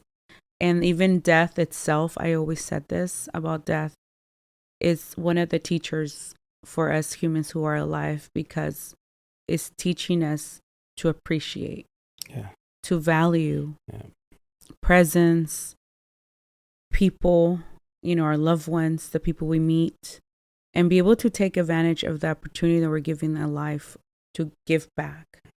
I think it's you get to realize that you can go at any, your life is there's no value in your life, in a sense, in terms of like you can go at any moment. Yes. We become nothing. Yeah. And then you cease, you cease to exist. And I think that when in your case, it's like, the good, the bad that your mom left, that's who she made. She made you, and if it wasn't for that, you wouldn't be here. I wouldn't be here. And that's why I always say, like, she was my portal to this earth. Yeah. And now my portal's gone. Yeah. So now it's your duty. Yes. That's the biggest message I got yesterday. To be the portal now, and to be able to stand up and be, better, and to see those improvements, see those improvements that you have to do within yourself, so that he'll have a easy transition, more greater, and have those beautiful memories. Absolutely. I agree. So I think that now it's kind of like a track racer. Now here's the stick. Yes. And that's exactly the message I got from yesterday. She told me, "Es tu turno, mija." Oh, wow. That's great. Yeah. That's beautiful. You're doing what it's meant for you. Now, it's like the baton. Yeah, like there you go, the baton from she's Malaysia. like, "Aquí está, mija, es tu turno." Oh, see, that's great. So, it was a relief. Oh, good. But la niña interna, the inner child, she will still go through a roller coaster. I feel she will still have specks of moments of momentarily, which I've given her permission to cry and mourn. And she doesn't have to rush her healing, her integrating like quickly into like acceptance. She just has to walk through it, and I'm walking through it with her, and just that we're okay. We're safe. We're okay.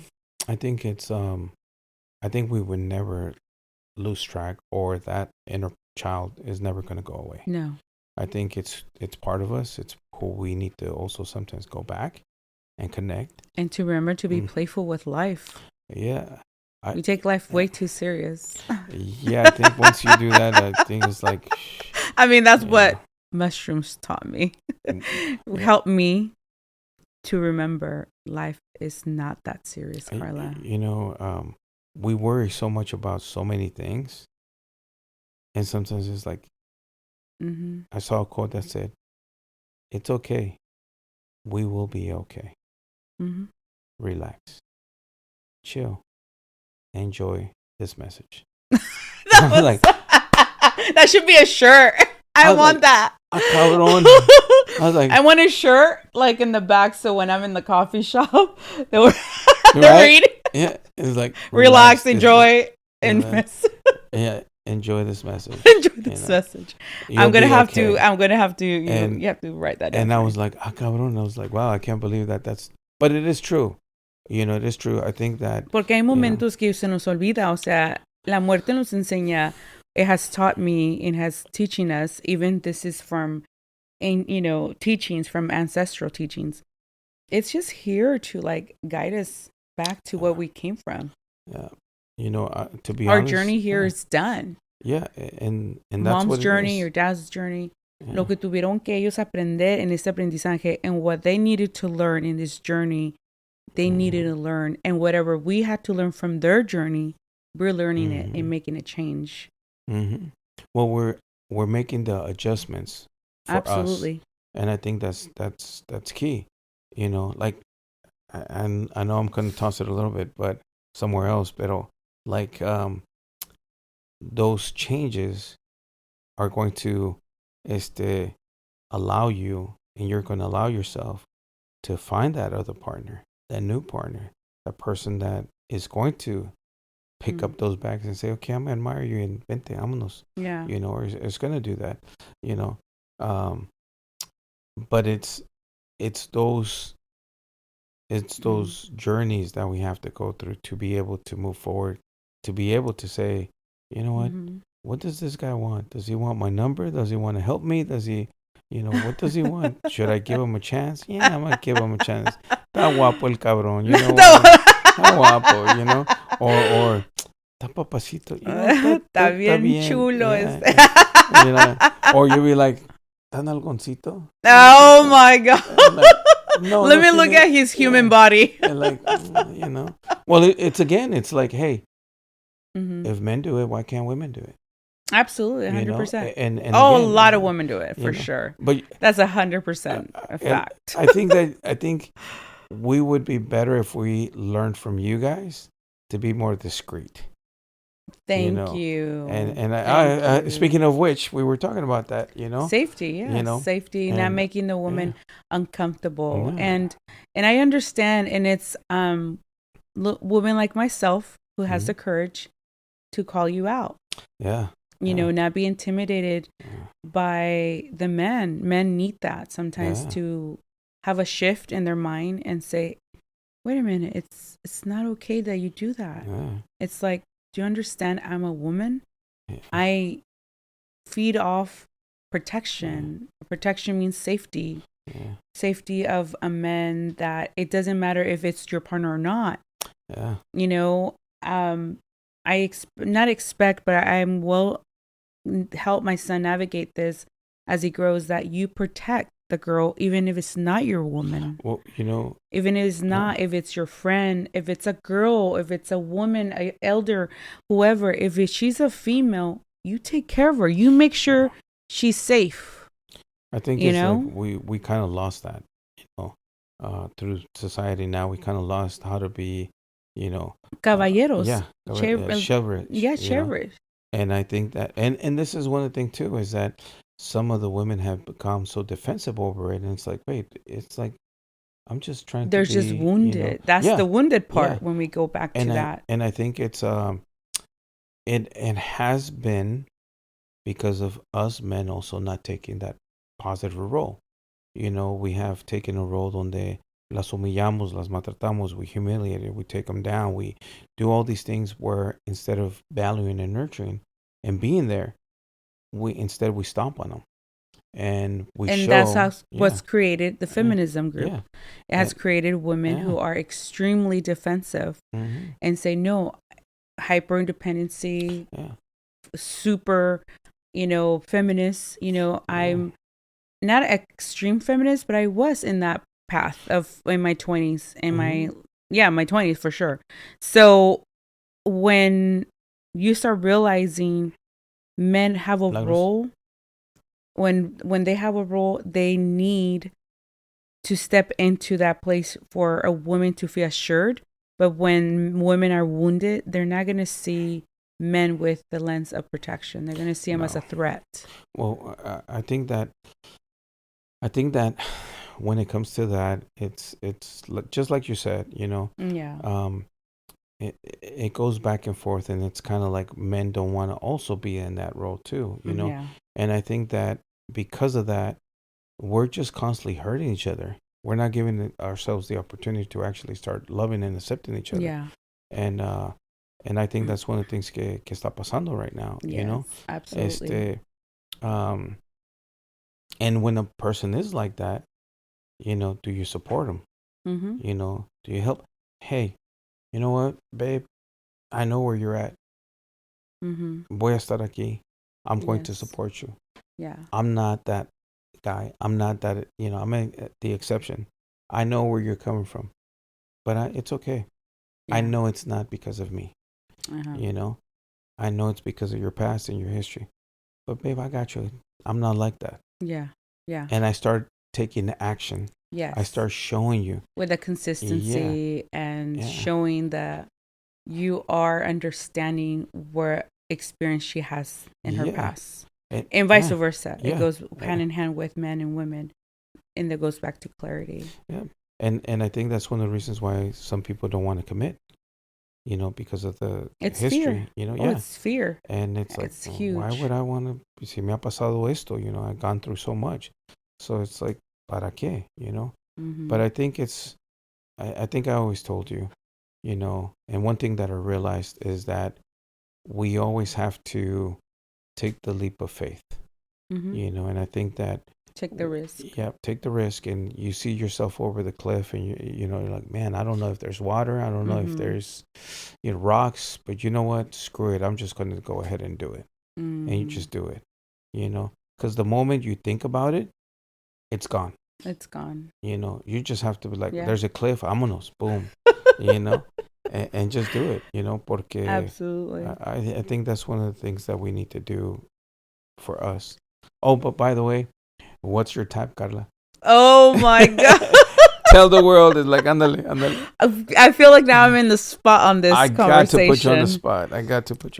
I'm still discovering my type. Alto, chaparrito, gordito, whatever. So I'm discovering a lot that I do want a very conscious man. And that's one of the biggest things. It has to be a very conscious man. For starters, for starters, he has to be a conscious man, meaning what that means that they're aware of their behaviors, what they need to heal from, and that they're discovering themselves more about who they truly are. I think there's so many stories and labels that are very penetrated in our subconscious that they themselves have to face their role as a man. So for me, for starters, it is just a conscious man that has love for himself and becoming more and more aware of who he is and his role. And that's as far as that. Physical, I can't elaborate that yet. Just as men and women are beautiful. Yeah. I mean, you can be like attracted to someone super tall, someone short, someone that's thicker, someone is thinner, someone who doesn't have no muscles, and another one has super muscles. Yeah. It's just beautiful beings because it's just literally just the physical. It's just, I'm aware it's just a physical vessel, the avatar body that we are using in our spirit inside, but it's how you present yourself. I think a lot of men, if they present themselves with no confidence, a lot of lack of self-worth. A lot of men, I understood because I will be attracted to charm is a big thing that I used to get into. And it's not about charm, it's confidence. I can see through charm now. Before I couldn't. Charm is ego. Yeah. And I think that's one of the key things that that affects us as men, to be those men that hurt.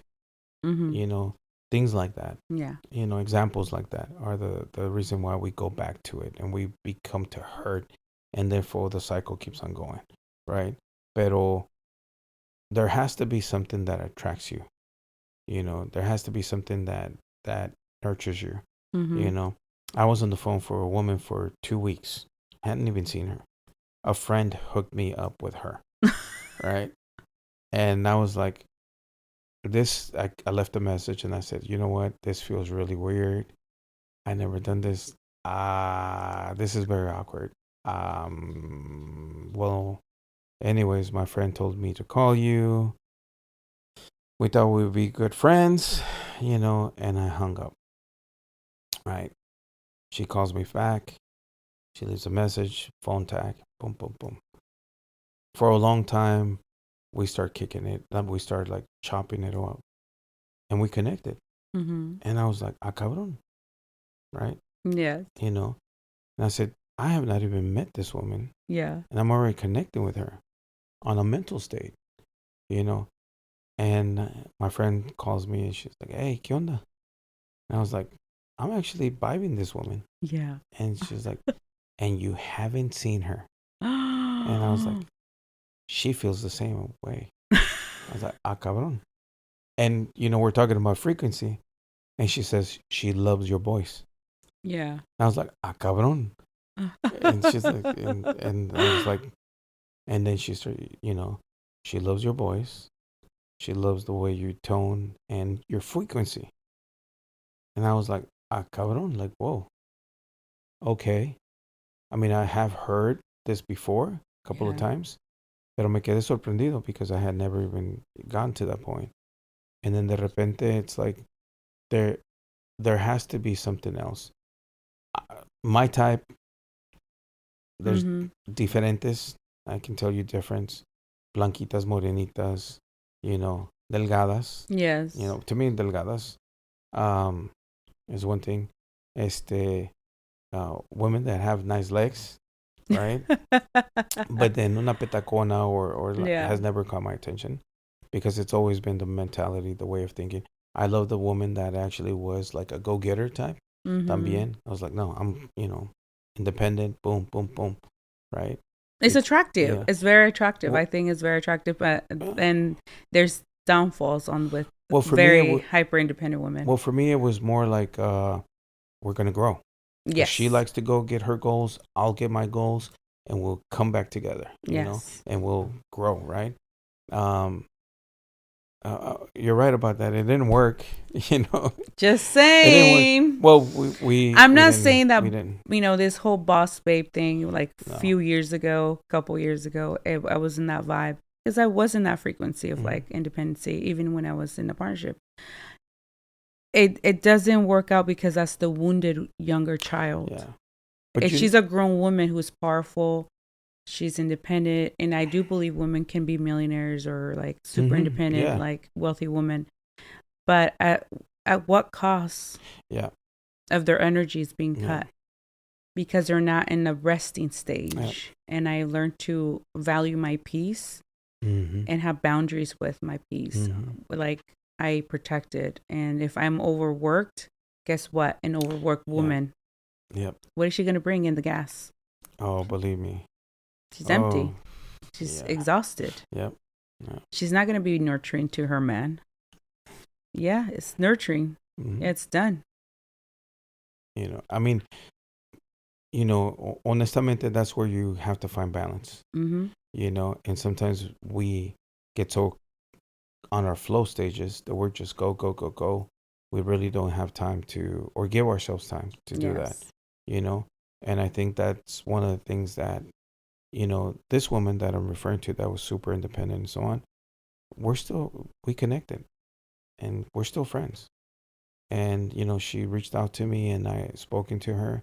I met with her and she just, her dad passed away too. And we were connecting. We were talking about that. And she's like, hey, do you remember this? Do you remember that? I said, yeah. And she's like, I can't be that way anymore. He's like, I have been lonely. I have been happy, but unhappy. She's like, and I'm reconnecting. Actually, I might reach out to her about ceremonies. Nice. I might reach out to her and talk to her. Yes. My mom like, hey, how's such and such? I was like, oh, she's cool, Mom. Okay, tell her I say hi. Okay, Mom. All right. So now it's like, oh, okay, that exactly. Like, okay, I see. Maybe it's ceremonies are calling out to her or something, just maybe you're meant to just guide her to a ceremony. Yeah. Sometimes we're here to connect. Not always has to be romantically. It's not. It's not. It's just, it has to be open. Yeah. That's when you open the possibilities for millions of things. And once you realize that, you know what? Maybe I was just a bridge for her too. Because she's an energy just like me. She's, experiencing pain. And maybe I was the guide. I was a link. I feel like we're all links.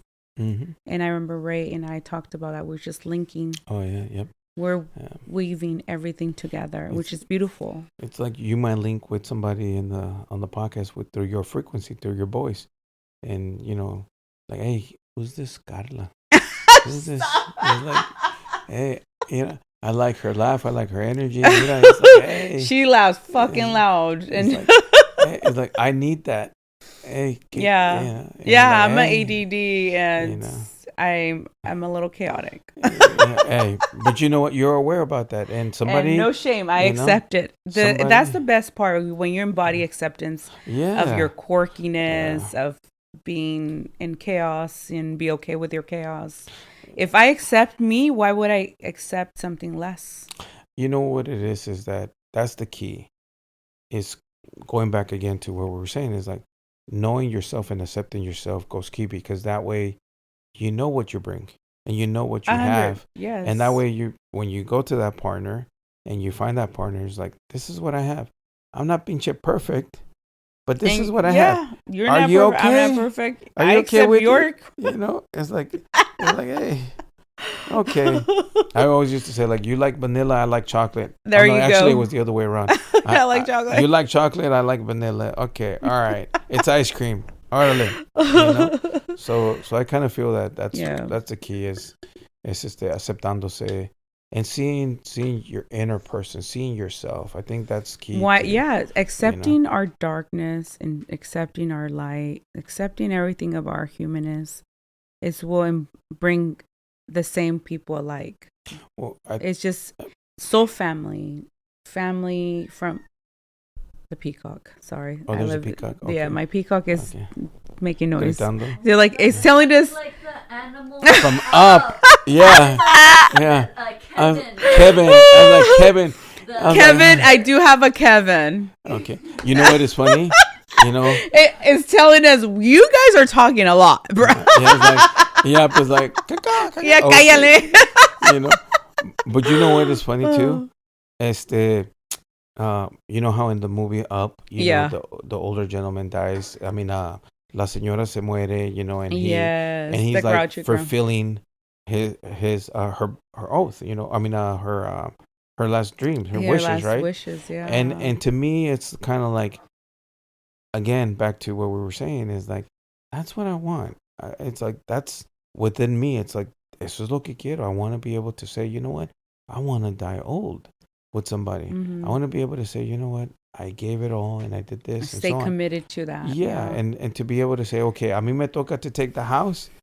I don't know where the hell I'm going to get the balloons, but, you know, okay, baby, I'll do it. Yes. You know? And I think that's the level of commitment that you have for yourself, right? That you'll be able to accomplish a commitment like that.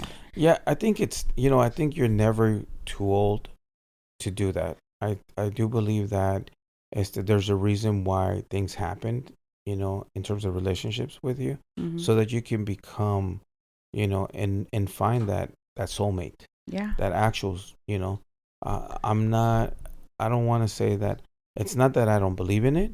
Mm-hmm. It's just, I feel that I haven't found that person, you know, and I don't think that it's at the point where it's like the creator, Allah, Buddha, whoever you want to believe into, has not felt that I'm there quite yet, you know?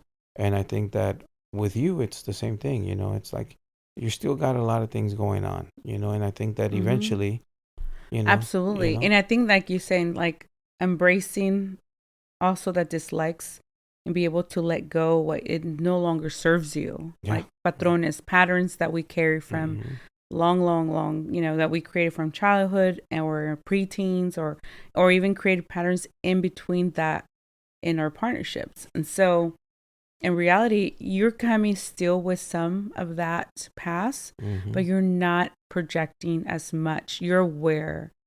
I feel like you're going to project no matter what. Yeah, it's just going to be more aware. Yeah. And when you're not aware, and that's why for me, a conscious person, it will put me in my place to realign me and say, hey, what's going on? You know what is funny? Like, what's going on, hey? It's like, don't give me that shit. I mean, no me traigas. Yeah. You know, like, you go work it out. Yeah. That's your feelings. Yeah, it's your feelings. No, but I mean, of course, you're not going to bypass and gaslight people, you know? No. You're going to acknowledge and validate. Yeah, exactly. But then you're going to, how can I support you? Yep. How can I be a support for you through this challenge that you're facing? And you're thinking that I'm not being this way or that way. And I think partnership's always going to bring reflections. Yeah. No matter what. Yeah. I think what it is like, it's when they hold space and sit with you and say, you know what, mi amor? I know you're going through this. I don't have any problems with that. It's not my thing. It's yours. But if you need me, aquí voy a estar. Mm-hmm. Go handle that. I'm not going to leave you. I know you have some cositas that you got to take care of. Yeah. Go for it allí, mi amor. That's you. Pero aquí voy a estar. Mm-hmm. I know where it's at. I know it's not. It doesn't belong to me. Yeah. You know, it's tus cositas. Go handle them. Y aquí te voy a estar apoyando. You know, and I think that's key when you talk to people and let them know, like, no matter what you're going through, I'll be right here. Mm-hmm. You know, I think that's where you become more of a helper as a partner. Yes. And supportive. Absolutely. And understanding and comprehending what's going through, because you will be also able to do the same thing for that person. Yes. You know, okay, mijo, you know what? Come here. You need some love. Vente pa acá, mijo. Yeah. Vente pa acá. You know, and I think that's key, you know, understanding, supporting, and not really reflecting those things onto that partner. Yeah. But just saying, you know what? I need that support. Yeah. You know? Because you fucking triggered me. Yeah, exactly. And like, cabrón. We're going to wrap it up. We're close to 4 hours. 4 horas. Oh my God. Yes. I was thinking like, man, vamos a durar unas 2 horas. No, I told you. Horas. You didn't believe me. Wow, you're right. Híjole. Now hablamos mucho, I should have bet. I should have bet. Y me hubieras ganado. Chin. Yes. Híjole. I bet. A ver cómo I told you. Most interviews are past 2 hours. Wow. The shortest ones are probably me when I'm solo. Wow. Híjole.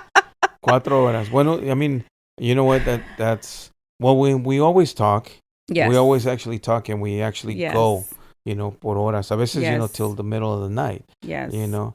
Yes. And so that's... And it was good that we had those deep talks before, because it brings more comfort of knowing where we at to converse and bringing out into the light of things that we are human beings just like everybody. And there's gonna be people that are gonna tap into this episode that know you in a very personal level, and then maybe they didn't know certain things about you. A lot of they didn't know a few things. You know, there you go. I'm good at that. They didn't know. I help trapitos que salgan. Yeah, little things coming out, which is good because that makes us human. Well, you know, lately, and that's better. We connect through our humanness. Well, you know what it is that also, like, I don't post a lot of stuff lately in social media anymore. You being low key. I'm low key because I'm working on myself, and at the same time, it's like I'm working on myself more and more. Is that a thing that guys do? They just, as soon as they start working on themselves, I noticed that with a lot of conscious, like a few mutual friends, they don't post. All of a sudden they're posting, but I mean, I noticed like crickets, and there's no posting. Well, but I think I think it is probably because I noticed that even with friends of mine when they're low key from social media, or they completely detox or remove the social media from their phone, so they can just really focus on realigning themselves back. Which Well, you know, just to let you know, like one of the reasons why is because for me it was distracting. You know, it was I would focus on it a lot. And it was like trying to look at chisme, as we were talking about chisme. And it's like, I don't need this pinche chisme. And I stopped listening to news. I stopped listening to anything that was negative. I don't listen to news. Got away. You know, and I actually bought a Jeep, right? And I said, you know what? This is going to be my process of healing. You know, I'm going to restore it. And I don't know if I showed you the picture. No, older Jeep. Oh, that's gonna be badass. And big tires and whole shebang. Oh man, it's gonna be decked out. It's night and day. No, it's night and day. It's night and day. And I said, you know what? This is going to be part of my healing. This is going to be what I'm going to focus on. So any moment I would have, I would just focus on it. You know, from scraping the paint, doing sanding, everything. Like I would just do that. So it was very productive. So I didn't have a lot of time to really go in on social media. That's beautiful. You know, I would look at some people's some people's posting, but I wouldn't comment or I wouldn't do anything. And I was like, you know what, that's it. And I'm kind of the in and out. I do post a lot of my story for status of my work. Lately, I saw that. I saw you the status of my work because that's how clients know I'm alive.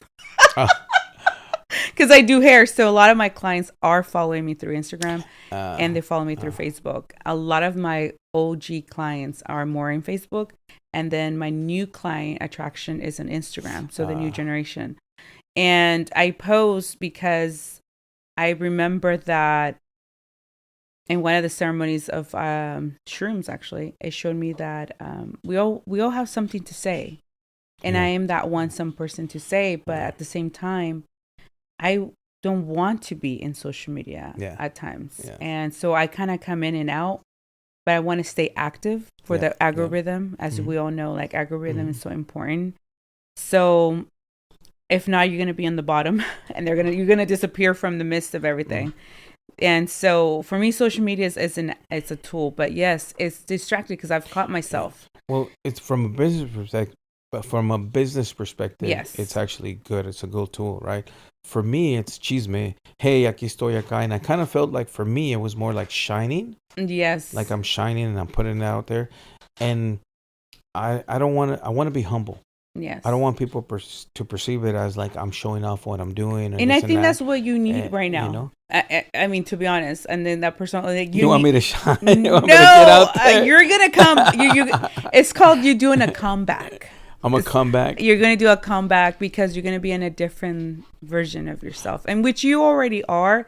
But like you said, you are still under construction. Yeah. Well, I mean, you know what I mean? Not literally, but in your mindset, you're unlearning a lot of things. You're connecting with yourself. Yeah. And that's very vital for men because men can be distracted and women can get distracted with other things. So I believe it's healthy for us to do some detox from social media. Well, I have a lot of projects, so I'm working on a lot of things too. A lot of things that I postponed because of the family and because of everything, Yes. So now it's like, yes, I worked on the Jeep. I'm like 95% now restored. So now it's like, okay, what's next? What's the next project? Okay. Boom, the documentaries. Okay, what's next? Okay, the business. Okay, what's going on now? So it's constantly like stepping up, and I think that's where I'm at, and I think that's one of the reasons why I'm not as much on social media. Yeah, because of that. Because and it's healthy. It is healthy. Yeah, so I mean, you're gonna be tagged as soon as our episodes comes out, that's but fine. I'm just gonna tag you because I mean you're in this episode and people need to hear your message as well and get to know you on a deeper level, especially like with Soul Family that seeing you going to the canyon, which it's beautiful to go into very more personal level and see where you at, in which it's beautiful. I always feel like that's how you connect even more and link up with other people. They were even surprised that some of them texted us like, hey, well, what happened with you guys? ¿Qué pasó? Is everything okay? It's like, oh, yeah, I just had a gig and I couldn't go. Oh, okay, we thought something happened. We're worried about you. I was like, oh, qué chingón es eso, qué bonito. But I think that's it. I think that for me, I think that we always share a lot of ideas and common things between you and I. Yeah. And I think as like a brother-sister type of feel, like you throw something at me, I throw back something at you. And I think that's part of the reason why we're here, you know? And I think that's one of the reasons why I feel that I welcome and I cherish this and this opportunity que me diste, to come and participate in your blessed to have you here. Carlita. And, Gustavito. No, Mexicans, we always make everything so little, huh? I know, or grandote. No, actually, little. Carlita. Well, anything else that you want to finish, and a word to express for somebody who's listening to this episode, and just kind of summarize it before we end it? I do want to say this is that just because sometimes life gets really difficult, God, Creator, whoever you believe in, is challenge yourself. And challenge yourself because He knows you can get through it. And I know that because He's challenging you, He's making you grow. And it's basically telling you, go for it, jump for it, and don't hold back. And just go for it. And no matter how many little obstacles you're going to face and, it's not just once that you're dealing with right now. You know, you're constantly going to deal with it. But I think there's a reason why he's sending or she's sending you these challenges, is to improve you and to make you stronger in many different ways, and to love yourself. And I think that that's one of the things that life is about. Yes. And I think that when we come to that conclusion, we become closer to the Creator, the 100%. Yeah. Full of love. Full of love. I agree. Thank you so much, Gustavo. It was a blessing to have you here in my space, and Milagritos. She is a miracle, and she is here with a great purpose. And thank you for being part of this project, season 2, episode 1 with Gustavo. And one thing I would say, it's that a message for everybody else, that thank you for following Karla After Dark, and please share this episode, subscribe, like it. Also leave comments. What kind of topics do you guys would like to hear about? I know that my episodes focus a lot of healing methods, modalities, supernatural things that we've experienced as spiritual beings having this human experience. And that love yourself more, be kinder, be gentle. Life is already challenging and hard at times. And we carry such big loads, and we get attached to stories that don't no longer serve us into this present time.